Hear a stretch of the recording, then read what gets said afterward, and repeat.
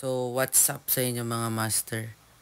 Sa video na ito, mag-i-install tayo ng mini driving light sa ating Honda City. Dahil wala tayong fog light, so susubukan ko tong install na mini driving light. Pandagdag ilaw sa pagbabiyahe. So, ipapakita ko sa inyo kung paano ko i-install. Let's go! Ito pala yung mga materials na gagamitin ko. Yan, sa pag-install ng mini driving light. So, karamihan dyan, na-order ko lang sa online. Ilalagay ko na lang yung link. So, number 1, ito. Mini driving light, syempre. Firefly na brand. Yan. Tapos, syempre, kailangan nyo ng fuse, relay. At relay holder. Relay socket. Yan. Order ko rin sa online. Ito, yung luma ko.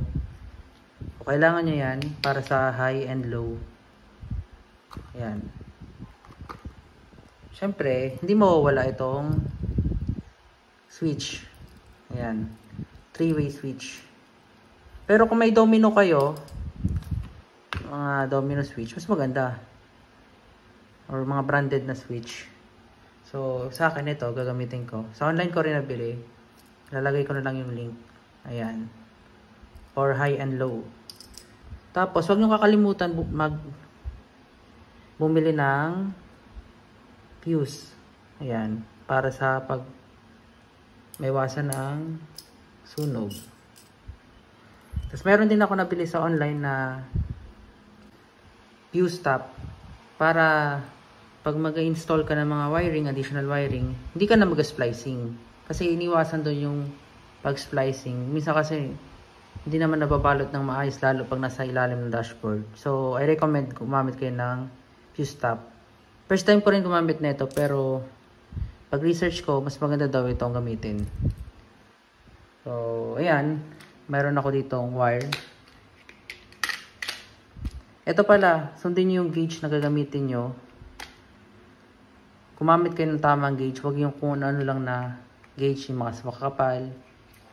Kasi, para maiwasan yung sunog, especially dito sa fuse, huwag kayong gagamit ng sobrang taas na ampere. Kung ano lang yung recommended. May iba kasi tataasan daw para di agad mag-short. Eh mali, nasusunog yung sasakyan. Kahit sa bahay naman ganun, tataasan yung breaker. Wala din. Imbis mag-short siya pag may problema yung nagkaroon ng problema sa wiring, hindi siya mag-ano. Kasi mataas yung ampere. So yan, gumamit kayo ng tamang ampere and dito sa wire. So meron din ako ditong automotive tape at shrinkable tape. Kasi mas maganda to compare dito sa regular na electrical tape. Pero kung may ito lang available nyo, pwede na to. Pero mas recommended ko gumamit ng automotive and shrinkable tape. So, ayan lang naman yung mga materials na gagamitin. Ayan.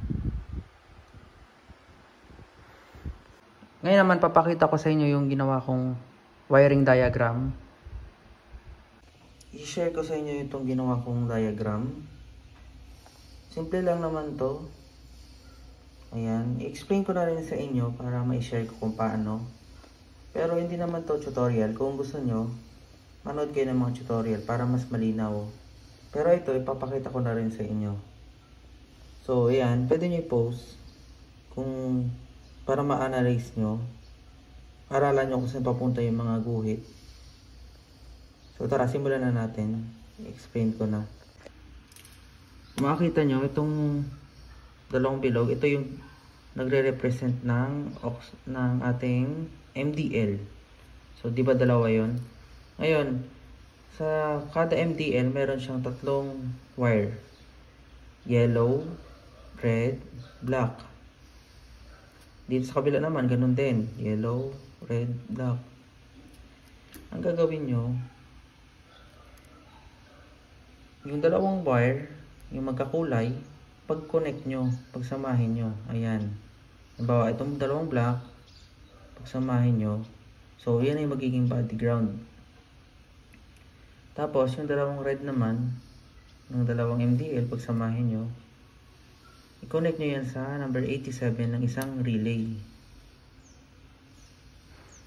Tapos, yung yellow, pag-connect nyo rin, ilagay nyo sa kabilang relay.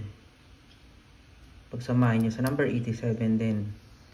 Ngayon, may 87 na tayo sa high, tapos dito sa low.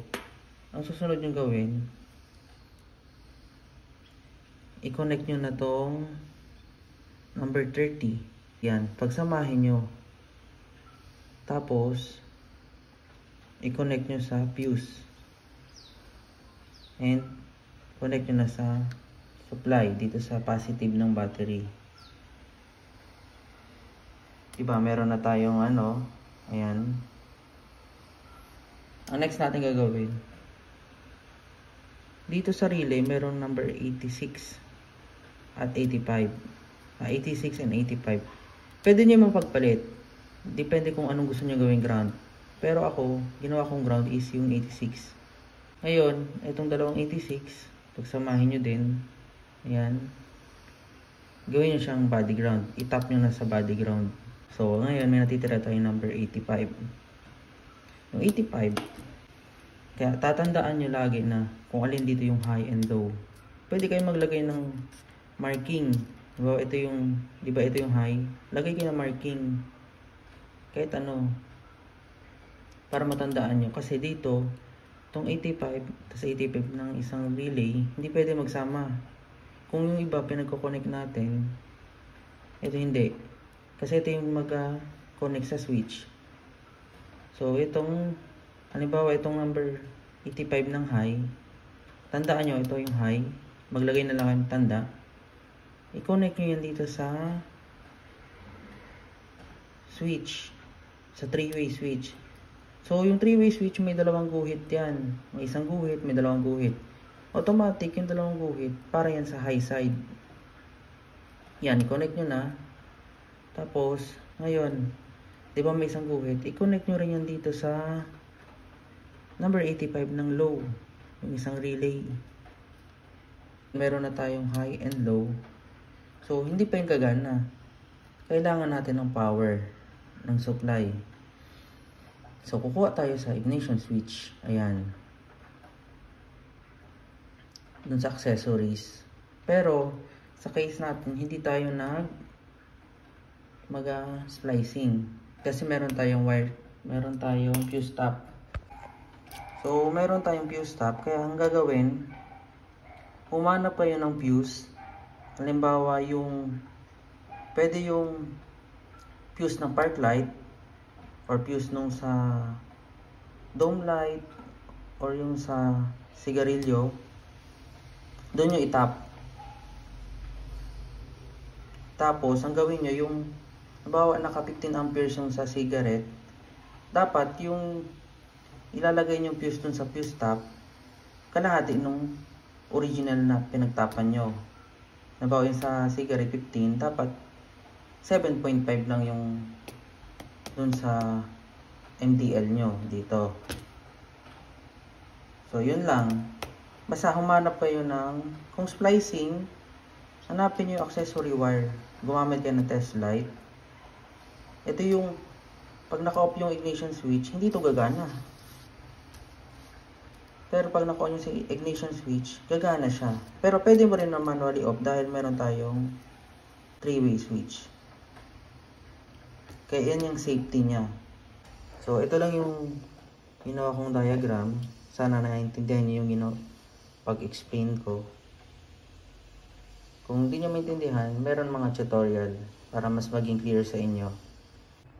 Dahil nakagawa na ako ng diagram, susubukan ko na paganahin yung mga components para mabalid, ma-check ko kung may mga sira or may mali sa ginawa kong diagram. Pero hindi ko muna ikakabit sa kotse. Gamit muna ako ng ganito, battery sa pag-check. So, tara. Check natin kung okay ba yung ginawa akong wiring. Yan. Ayun. So, ayan, gumagana yung high. Ayan. Ayan, check natin yung low. Wait lang. Switch natin. Paano ba ito? Kasi, yun. Ayan, gumagana yung low natin. So, okay yung wiring. Ang sunod nating step, ikakabit ko na to dun sa kotse. Ginagawa ko dito, hinahanapan kong pwesto yung MDL kung saan ko ilalagay. Yan, maliit lang naman na butas. Tapos dito sa kabila, yun, ikabit ko na yung isa.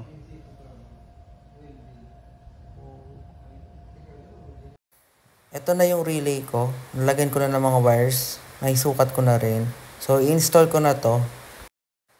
Ginagawa ko dito, kinokonek ko na yung wire ng dalawang MDL. Gumamit ako dito ng traveler, dalawa, para sa high, tapos sa low. Kasi malayo yung pagtatravelan niya from driver side na headlight to passenger side. So, gumamit akong traveler.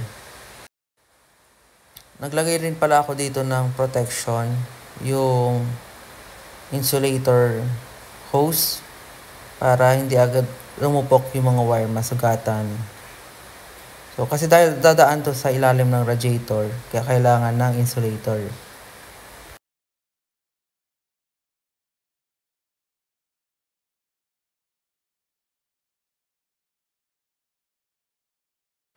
Connected na yung dalawang wire ng MDL. Naitap ko na dito sa traveler.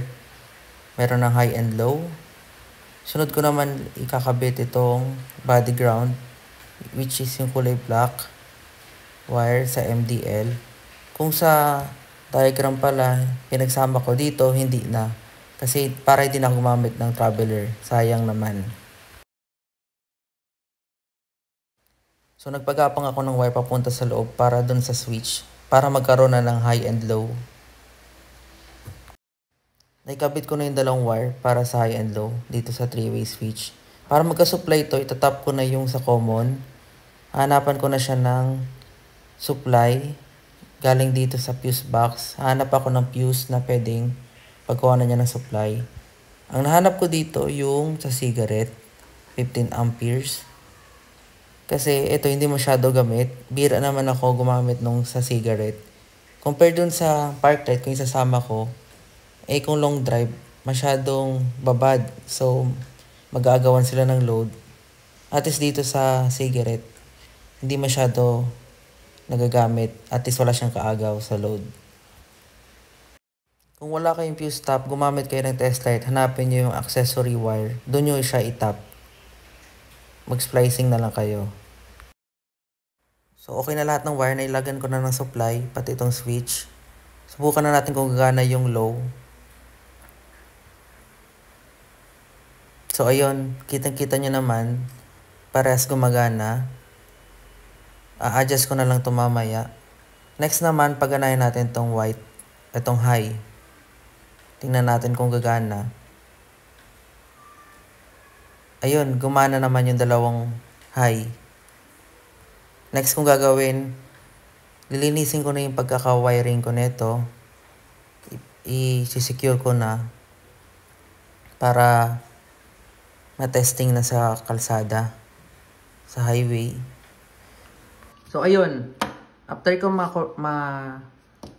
ma-secure yung socket, tinesting ko siya nung kinagabihan. Ayan.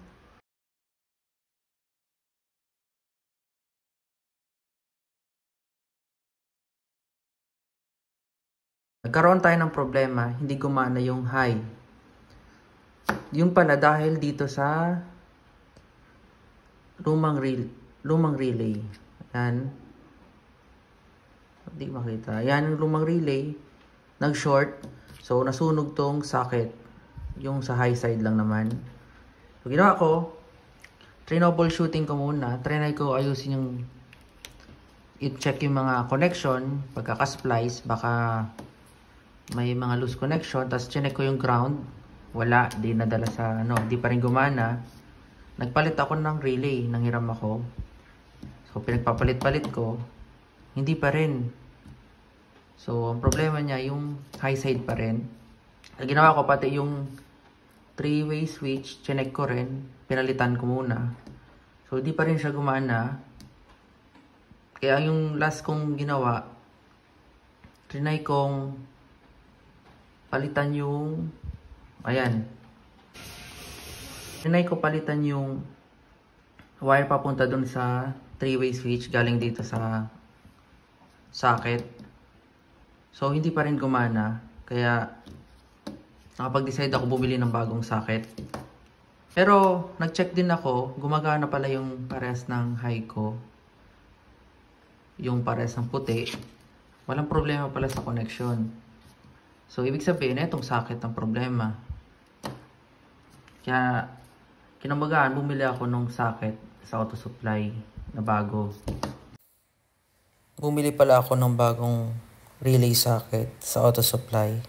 Wala akong mahanap nung katulad nung una kong binili dun sa online. Kaya dalawa na binili ko para parehas. Tapos sakto, same sila nung sa horn na socket. Kaya pwede ko na pagsamahin to. Bago ko install tong bagong socket, papakita ko muna tong luma para makita nyo na hindi talaga gumagana yung high beam. Doon tayo nagka-problema.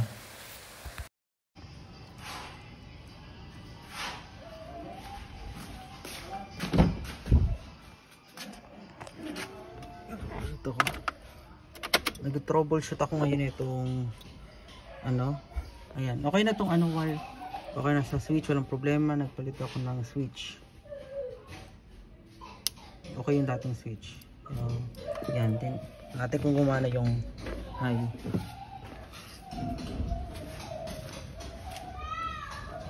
Ayan, gumagana yung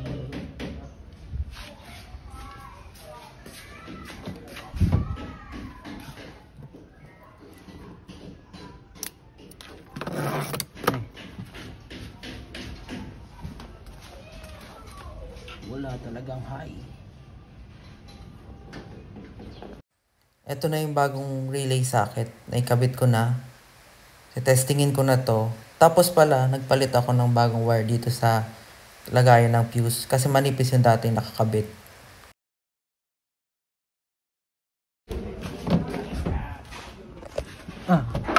Relation nila. Low. High.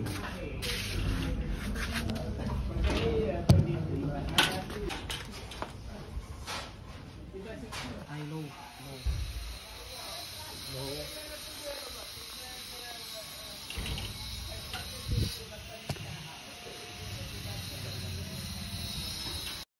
Dahil working na yung high and low nung MDL, na-secure ko na rin pala tong mga relay socket. Nailagay ko na sa location niya. Sinabay ko na rin pala tong relay socket nung sa horn. Tapos MDL, magkakasama na.